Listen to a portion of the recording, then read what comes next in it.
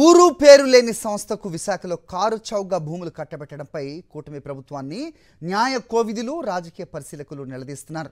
డొల్ల కంపెనీతో డీల్ ఏంటని ప్రశ్నిస్తున్నారు. ఇది కిక్ బ్యాక్స్ ఒప్పందం కాదా అంటూ చంద్రబాబు సర్కారును ఎడాపెడా వాయించేస్తున్నారు.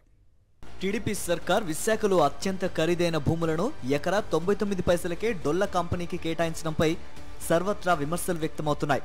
ఈ కుంభకోణం జాతీయ స్థాయిలో పెద్ద ఎత్తున చర్చకు దారితీసింది. భూ కేటాయింపులపై చంద్రబాబు సర్కారు అనుసరిస్తున్న విధానాలను న్యాయ నిపుణులు, రాజకీయ పరిశీలకులు తీవ్రంగా తప్పుపడుతున్నారు. ఒక పక్క కేంద్ర సంస్థలకు కేటాయించిన భూములకు కోట్లలో వసూలు చేస్తూ, మరోపక్క తన బినామీలు, వంది మాగాదులకు కారు చౌకగా సంతర్పణ చేయడం ఏమిటని ప్రశ్నిస్తున్నారు. గత 10 రోజులుగా ఉర్సా భూ కుంభకోణంపై దేశవ్యాప్తంగా చర్చ జరుగుతున్న కూటమి సర్కారుతో పాటు అనుకూల మీడియా కిక్కుర్మనకపోవడం ఆరోపణలకు మరింత బలం చేకూరుతోందని పేర్కొంటున్నారు. ఓ గోస్ట్ కంపెనీకి చంద్రబాబు సర్కార్ చట్టవిరుద్ధంగా 59.6 ఎకరాలను కేటాయించిందని ప్రముఖ న్యాయవాది ప్రశాంత్ భూషణ్ ఎక్స్ వేదికగా విమర్శించారు. కనీసం ఆఫీసు, ఎలాంటి ట్రాక్ రికార్డ్ లేని కంపెనీతో ప్రభుత్వం ఎలా ఒప్పందం కుదుర్చుకుంటుందని ప్రశ్నించారు. ఇలాంటి దొంగ కంపెనీలకు చంద్రబాబు ప్రభుత్వం దాదాపు ఉచితంగా భూమి ఇచ్చిందని, ఇది కిక్ బ్యాక్స్ ఒప్పందమా లేక ఉన్నత స్థాయి నాయకుల సంబంధమా అని ప్రశ్నించారు. ఉర్సా క్లస్టర్ కు భూ కేటాయింపులపై చాలా సందేహాలున్నాయని, అది ఎవరి క్లస్టర్ అన్నది తేలాలన్నారు సీనియర్ రాజకీయ విశ్లేషకులు తెలకపల్లి రవి. 2 నెలల కిందట ఏర్పాటైన ఉర్సా క్లస్టర్ ప్రైవేట్ లిమిటెడ్ కు దాదాపు 60 ఎకరాల భూమిని కేటాయించడం ఏంటని ప్రశ్నించారు.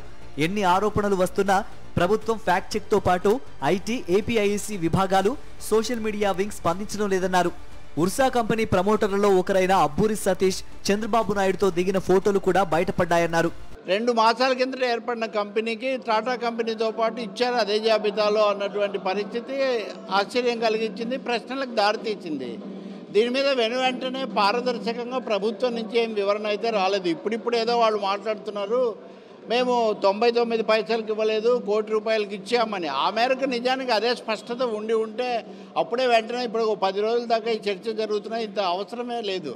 ఇంకా రెండో విషయం, 2 మాసాల కిందట అది ఏర్పడిన మాట అయితే నిజం కదా. ఇప్పుడు ఇందులో వినిపిస్తున్న పేరు వివరణ వచ్చింది, సతీష్ అబ్బూరి అని అయింది.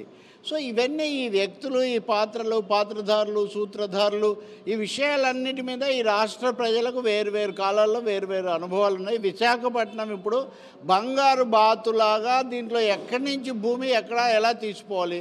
మొత్తానికి చంద్రబాబు ప్రభుత్వం అనామక సంస్థలకు వేల కోట్లు విలువ చేసే భూములు కట్టబెట్టడంపై అటు ప్రజల్లో కూడా అనుమానాలు వ్యక్తమవుతున్నాయి.